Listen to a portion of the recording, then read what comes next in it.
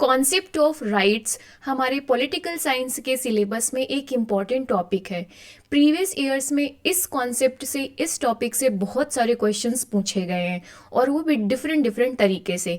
यहाँ पर मैंने प्रीवियस ईयर्स के क्वेश्चंस को इंक्लूड किया है। आज के लेक्चर में हम जो डिस्कस करेंगे वो रहेगा जो राइट्स है, कॉन्सेप्ट ऑफ राइट्स है, उसकी meaning, definitions and features. Right, तो कुछ हम स्टैंडर्ड डेफिनेशंस लेंगे यहाँ पर, जैसे कि लास्की की, टी.एच. ग्रीन की, हॉबहाउस की, कि इन लोगों ने, इन स्कॉलर्स ने राइट्स को कैसे डिफाइन किया है। तो डिटेल में लेक्चर होने वाला है आज, जिसमें हम राइट्स का meaning, nature, definitions and features को डिटेल में समझने की कोशिश करेंगे। Right, so hi guys, this is Deepika, welcome back to my YouTube channel. I hope कि आप सभी बहुत अच्छे होंगे और मैं भी बहुत बढ़िया हूँ। And thanks for watching and thanks for all the support जो आप लोग मुझे दे रहे हो। Please do subscribe my channel and like ज़रूर कर देना, कॉमेंट ज़रूर करना अपना फीडबैक। सो अगर हम राइट्स की बात करें कि राइट्स क्या हैं, इनके फीचर्स क्या होते हैं, कैरेक्टरिस्टिक्स क्या होते हैं, टाइप्स क्या होते हैं, थ्योरीज क्या होते हैं, तो सबसे पहले एक बेसिक सी चीज़ समझते हैं कि जब ये पॉलिटिकल सोसाइटी बन रही थी, स्टेट बना, तो यहाँ पर सब जो हमारे पॉलिटिकल थ्योरी के स्कॉलर्स हैं, जो पॉलिटिकल साइंटिस्ट हैं या पॉलिटिकल फिलोसोफर हैं, एक फंडामेंटल डिबेट और क्वेश्चन हमेशा रहा है कि इंडिविजुअल्स और स्टेट के बीच में क्या रिलेशनशिप होनी चाहिए। क्योंकि जो हमारा राइट है, दिस जो कॉन्सेप्ट ऑफ राइट है, दिस इज वो ये डिस्क्राइब करता है कि जो इंडिविजुअल्स हैं और स्टेट के बीच में रिलेशनशिप क्या है। राइट, तो पॉलिटिकल थ्योरी में ये डिबेट हमेशा रही है और डिफरेंट डिफरेंट स्कॉलर्स ने अपने पॉइंट ऑफ व्यू दिए हैं। जैसे फॉर एग्जांपल यहाँ पर हम ये भारत सरकार ले लेते हैं, Indian government of India, and these are the Indian peoples, जो हमारी जनता है, राइट, सिटीजन्स हैं। इनके बीच में क्या रिलेशनशिप रहेगा कि हमने भाई गवर्नमेंट को इतनी पावर दी है, गवर्नमेंट को हम रेवेन्यू प्रोवाइड करते हैं in the name of taxes, तो उसके बदले में जो हमें राइट्स हैं, गवर्नमेंट हमारे जो पर्सनल डोमेन है उसमें कहाँ तक इंटरफेयर करेगी या हमारे राइट्स को कैसे सिक्योर करेगी, प्रोटेक्ट करेगी। राइट, तो ये सारी चीज़ें हम डिस्कस करने की कोशिश करेंगे। तो जैसे कि हम, अगर आपने प्लेटो पढ़ा होगा वेस्टर्न पॉलिटिकल थॉट में, तो आपने देखा होगा कि प्लेटो क्या कहते हैं कि स्टेट और इंडिविजुअल के बीच का रिलेशनशिप क्या है, इसको डिस्क्राइब कैसे करते हैं। प्लेटो कहते हैं कि इंडिविजुअल को हमेशा अपना बेस्ट जो उसकी कैपेसिटी में है एज अ ड्यूटी उसे स्टेट के लिए करना चाहिए। राइट, जब प्लेटो आइडियल स्टेट की बात करते हैं तो आइडियल स्टेट में जस्टिस कब होगा, जब जो इंडिविजुअल के पास जो सोल वाली क्वालिटी है उस क्वालिटी के अनुसार वो अपना काम करे, तभी जस्टिस होगा सोसाइटी में। राइट, इस तरीके से ये रिलेशनशिप थी इंडिविजुअल्स एंड स्टेट की। राइट, कि स्टेट रूल करेगा और जो हमारे सोसाइटी में, जो समाज में लोग होंगे, वो अपनी सोल की जो ट्राइपार्टाइट डिवीज़न किया था उन्होंने, उस क्वालिटी के आधार पे वो इंडिविजुअल्स अपनी ड्यूटीज़, अपना बेस्ट करने की कोशिश करेंगे। तो इंडिविजुअल की जॉब क्या हो गई प्लेटो के अकॉर्डिंग, कि अपनी ड्यूटी को पूरी करें। प्लेटो राइट्स की बात नहीं करता है, प्लेटो ड्यूटीज़ की बात करता है। देन जब जॉन लॉक को आप पढ़ेंगे, राइट, वेस्टर्न पॉलिटिकल थॉट्स पे, तो आप देखेंगे कि जॉन स्टेट क्या कहते हैं जब अपनी सोशल कॉन्ट्रैक्ट थ्योरी देते हैं। तो जॉन लॉक कहते हैं कि हमने स्टेट को इसीलिए बनाया है ताकि हमारे राइट्स को प्रोटेक्ट कर सके स्टेट को एक पॉलिटिकल अथॉरिटी हम इंडिविजुअल्स ने आपस में समझौता करके स्टैब्लिश किया है, स्टेट को, पॉलिटिकल अथॉरिटी को। और उस पॉलिटिकल अथॉरिटी या स्टेट को हमने ये ड्यूटी दी है कि वो हम इंडिविजुअल्स के जो राइट्स हैं उसको प्रोटेक्ट करे, right to life, right to liberty, right to property. Right, तो अब ये रिलेशनशिप जो इंडिविजुअल्स और स्टेट की है वो कंप्लीटली डिफरेंट है जो प्लेटो ने दिया था। राइट, तो इस तरीके की लॉट्स ऑफ डायमेंशंस हैं। जब हम थ्योरीज ऑफ राइट्स पढ़ेंगे तो इन चीज़ों को कंसीडर करेंगे। अभी मैं आपको बस ये एक्सप्लेन करना चाह रही थी कि राइट्स हमारे जो हैं वो डिस्क्राइब करते हैं कि इंडिविजुअल्स और स्टेट के बीच में क्या रिलेशनशिप रहेगी। एक तरफ ये भारत सरकार है और एक तरफ ये भारतीय लोग हैं, और इनके बीच का राइट्स क्या है। जैसे हमें राइट टू फूड है ना, कि भाई हम आपको टैक्सेस दे रहे हैं, हम अपने बिहाफ में आपको अपने लिए डिसीजन लेने दे रहे हैं, हम वोट देकर आपको सरकार बना रहे हैं, अथॉरिटी में बैठा रहे हैं, पावर दे रहे हैं। तो हमारे बेसिक फंडामेंटल राइट्स हमें मिलने चाहिए, हमारा डेवलपमेंट होना चाहिए, हमारा वेलफेयर होना चाहिए। तो आई होप सो कि एक बैकग्राउंड हम लोगों ने सेट कर लिया है जहाँ पर हम राइट्स की मीनिंग, डेफिनेशन और फीचर्स को समझ सकें। ओके तो जब भी राइट्स को समझो तो हमेशा ध्यान रखना, विजुअलाइज करना, एक तरफ भारत सरकार है और एक तरफ भारतीय लोग हैं ये, राइट। तो अब एक्चुअल मीनिंग और डेफिनेशन में आते हैं जो आप अपने आंसर्स में लिखेंगे। तो राइट्स क्या है बेसिकली, ये है इंटाइटलमेंट या जस्टिफाइड क्लेम, या इन्हें सोशल क्लेम कहते हैं। राइट्स सिर्फ क्लेम नहीं होते हैं, दीज आर जस्टिफाइड क्लेम्स या सोशल क्लेम। तो क्लेम क्यों केवल क्लेम नहीं है, क्योंकि क्लेम के नाम पे तो हम कुछ भी क्लेम कर सकते हैं भाई। हमें जैसे फॉर एग्जांपल जो आम आदमी है वो ये कहने लग जाए कि हमें भी जो अंबानी और अडानी है इनके जैसे लाइफ स्टाइल चाहिए, ये मेरा राइट होना चाहिए। स्टेट प्रोवाइड कर पाएगा? नहीं ना। सोसाइटी प्रोवाइड कर पाएगी? नहीं। तो फिर ये जस्टिफाइड क्लेम होना चाहिए, right. These are the justified या सोशल क्लेम्स जिनको सोसाइटी रिकॉग्नाइज करती है और इन्फोर्स किया जाता है स्टेट के द्वारा, ये वो क्लेम है। सो इंटाइटलमेंट जिन्हें हम हक कह सकते हैं, और ये हक हमारे जस्टिफाइड होते हैं, सोसाइटी के द्वारा रिकॉग्नाइज होते हैं, अप्रूव्ड होते हैं, और इनको इन्फोर्स कौन करता है, लागू कौन करता है? स्टेट लागू करता है। ये स्टेट की जिम्मेदारी है कि इन राइट्स को इन्फोर्स किया जाए, और इनको इन्फोर्स करने के लिए स्टेट पूरी मैकेनिज्म इस्टेब्लिश करता है, पूरा लॉ सिस्टम बनाता है, पनिशमेंट सिस्टम बनाता है, कोर्ट सिस्टम इस्टेब्लिश करता है, जुडिशरी का पूरा मैकेनिज्म होती है कि इन लॉ को इन्फोर्स किया जा सके। और अगर इन राइट्स का वायलेशन होता है तो पनिशमेंट सिस्टम होना चाहिए कि जिस बंदे ने वायलेट किया है उसको पनिशमेंट दिया जा सके, चाहे वो लोग हों और चाहे वो गवर्नमेंट हो, राइट। तो ये जो जस्टिफाइड क्लेम्स हैं ये हमारे स्टेट के अगेंस्ट में है, और दूसरा इंडिविजुअल्स के भी अगेंस्ट में ही है, राइट। इसी तरीके से एक और राइट टू फूड का एग्जाम्पल हम लोगों ने ऑलरेडी डिस्कस किया है कि राइट टू फूड कैसे राइट है। और इंडियन कॉन्स्टिट्यूशन में देखा जाए तो right to food fundamental rights है अंडर आर्टिकल 21, दो की कहीं पे एक्सप्लिसिटली मेंशन नहीं है, बट राइट टू लाइफ के तहत जो आर्टिकल 21 है उसका ये पार्ट है। तो गवर्नमेंट इसके लिए पूरे लॉ लेकर आती है, national food security act, Antyodaya अन्न योजना, जिसमें लोगों के राइट टू फूड को सिक्योर करने की कोशिश की गई है। Getting it? इसके बाद से नेक्स्ट, ये जो इंटाइटलमेंट और जस्टिफाइड क्लेम है ये क्यों ज़रूरी है? These claims are the condition of social life.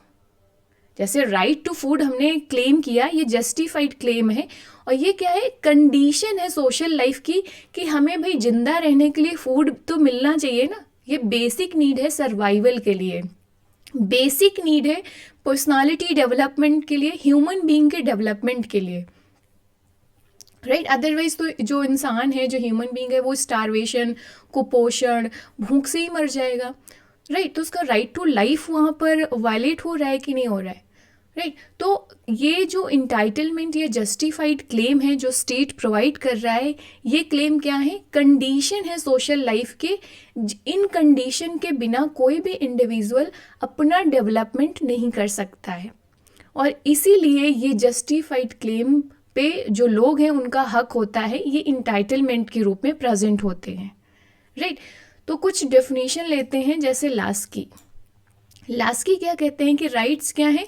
These are the conditions of social life, right. These are the circumstances, या वो कंडीशन है इंडिविजुअल्स की सोशल लाइफ के जिनके बिना एक इंडिविजुअल अपना बेस्ट वर्जन डेवलप नहीं कर सकता। जैसे हम बात करते हैं इंडिया में, जैसे राइट टू एजुकेशन, जैसे एजुकेशन हमारा हक है, हमारा राइट है, और ये एक जस्टिफाइड क्लेम है, क्योंकि बिना एजुकेशन के इंडिविजुअल्स अपना बेस्ट जो सेल्फ वर्जन है वो डेवलप नहीं कर सकते हैं।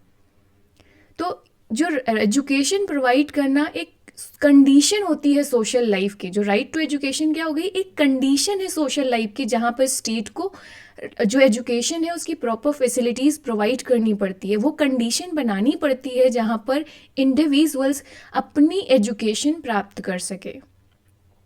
Getting it. नेक्स्ट है टीएच ग्रीन। टीएच ग्रीन कहते हैं कि राइट्स क्या है, ये बहुत ज़रूरी नेसेसरी पावर्स हैं जो हमें मोरल बीइंग होने का जो नीड है उसे फुलफिलमेंट करते हैं, right. So necessary for the fulfilment of man's as a moral being.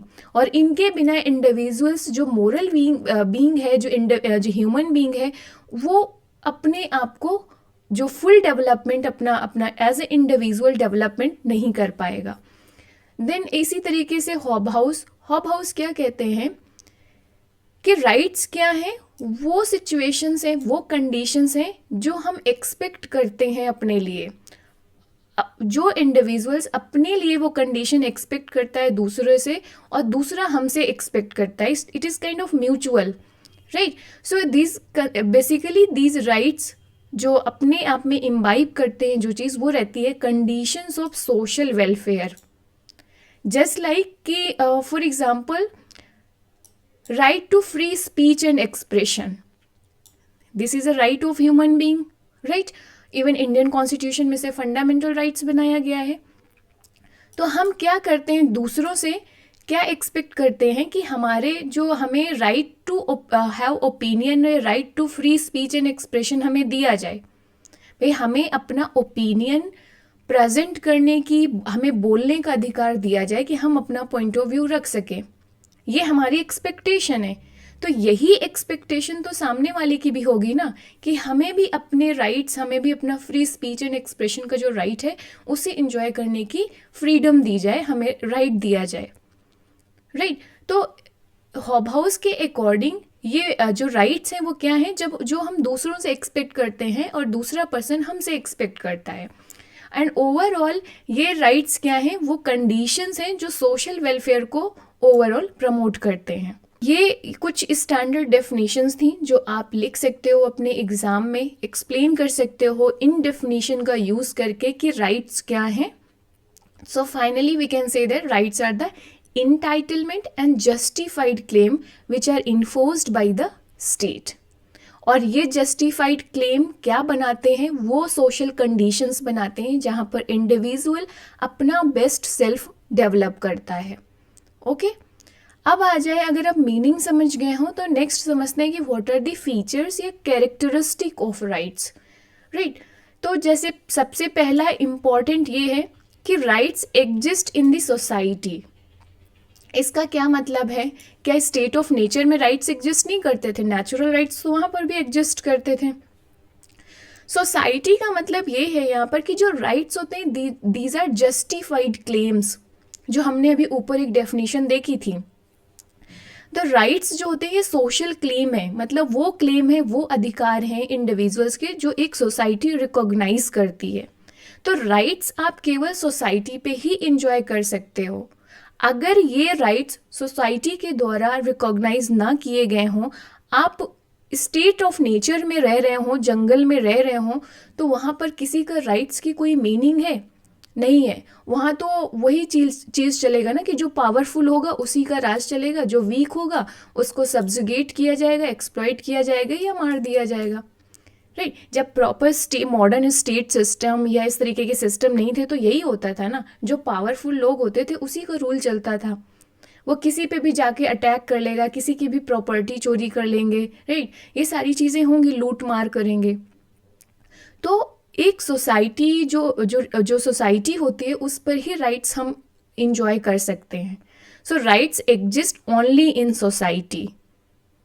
तो इस पॉइंट को समझने के लिए आप वो जंगल वाला प्लेस ज़रूर इमेजिन करना कि एक जंगल है जहाँ पर कोई सोसाइटी, कोई गवर्नमेंट नहीं है, कोई भी रूल्स एंड रेगुलेशंस नहीं है, जो पावरफुल है उसका ही रूल चल रहा है।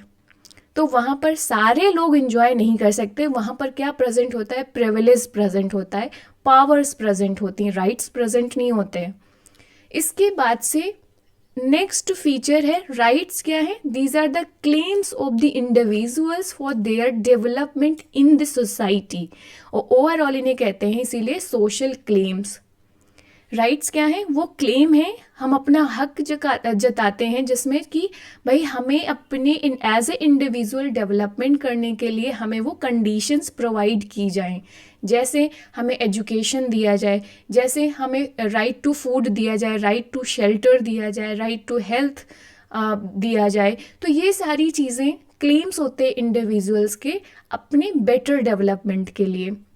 ओके, देन नेक्स्ट फीचर है राइट्स क्या है, ये रिकॉग्नाइज किए जाते हैं सोसाइटी के द्वारा as a common claims of all the people, right. सभी क्यों इन्वॉल्व है इसमें, क्योंकि अगर सभी नहीं आएंगे, सभी के क्लेम्स नहीं होंगे तो फिर ये प्रिविलेज बन जाएंगे ना। अगर फ्यू पीपल्स के क्लेम हो गए ये अगर, तो वो प्रिविलेज में कन्वर्ट हो जाएगा कि एक particular section of the peoples claim कर रहे हैं कि हमें सोसाइटी पे ऊंचा दर्जा दिया जाए, तो वो स्पेशल प्रिविलेज हो गया ना। जैसे फॉर एग्जांपल जमींदार क्लास या फ्यूडल सोसाइटी या मास्टर क्लास होती थी जब प्रिमिटिव सोसाइटीज़ में, राइट। तो वो सोसाइटी में स्पेशल स्टेटस इंजॉय करते थे और वो स्पेशल प्रिविलेज इंजॉय करते थे, तो वहाँ पर कॉमन क्लेम्स तो नहीं थे, स्पेशल क्लेम्स हो गए, राइट। तो राइट्स बेसिकली क्या है, common claims of all the peoples in the society.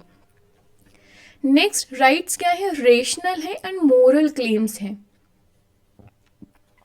Rational क्यों है, क्योंकि ये जस्टिफाइड हैं, राइट। हम एक रेशनल बीइंग है, हमें पता है कि अच्छा बुरा क्या है, और हमें ये भी पता है कि हमें सेल्फ इंटरेस्ट से ऊपर हमें कॉमन इंटरेस्ट को रखना चाहिए, राइट। सेल्फ गुड से पहले हमें कॉमन गुड रखना चाहिए। So these are the moral claims, इसमें मोरालिटी है, हम अपने भले से पहले जो सोसाइटी है उसका सोच रहे हैं। So overall these are good for the society, right. जैसे right to free speech and expression है, तो सभी अपना ओपिनियन रख सकते, राइट टू लाइफ है मतलब सभी जिंदा रह सकते हैं। मुझे राइट टू, सभी इंडिविजुअल्स को राइट टू लाइफ है, तो कोई किसी को मारेगा नहीं आकर ना, अगर मारेगा तो there is a system for the punishment, उस पर केस होगा, उसे पनिशमेंट मिलेगा। राइट टू लाइफ सभी को है ना ये चीज़। तो these rights are rational and moral claims. फिर rights are equally available to all the peoples, same वही चीज़ कि आप ये जो राइट्स हैं ये सभी के लिए इक्वली अवेलेबल हैं, ऐसा नहीं है कि कुछ पर्टिकुलर सेक्शन के लिए अवेलेबल है। अगर पर्टिकुलर लोगों के लिए अवेलेबल होता है तो वो प्रिविलेज हो जाते हैं, स्पेशल प्रिविलेज, राइट। जो विशेष दर्जा लोगों को मिलता है वो फिर राइट्स नहीं रह जाते। नेक्स्ट है कि जो राइट्स हैं ये ऐसा नहीं है कि फिक्स्ड हो गए, they keep on changing as per the need of the time.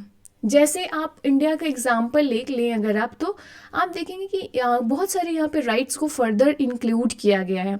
जैसे आर्टिकल 21 राइट टू लाइफ की बात करता है, बट राइट टू लाइफ में तो बहुत सारी चीज़ें आ जाती हैं, तो हमारी जुडिशरी ने उसे फर्दर इंटरप्रिटेट किया है वाइडर सेंस में, और उसमें बहुत सारे इंडिविजुअल्स के राइट्स को इंक्लूड किया है, जैसे right to food, right to privacy, right. ये सारी चीज़ें, तो इस तरीके से जो कंटेंट है राइट्स का, जो क्लेम का जो सब्जेक्ट मैटर है वो चेंज होता जाता है अकॉर्डिंग टू द नीड्स। जैसे राइट टू एजुकेशन, इंडिया में पहले राइट टू एजुकेशन हमारा फंडामेंटल राइट्स नहीं था, अभी वो फंडामेंटल राइट्स उसको बना दिया गया है।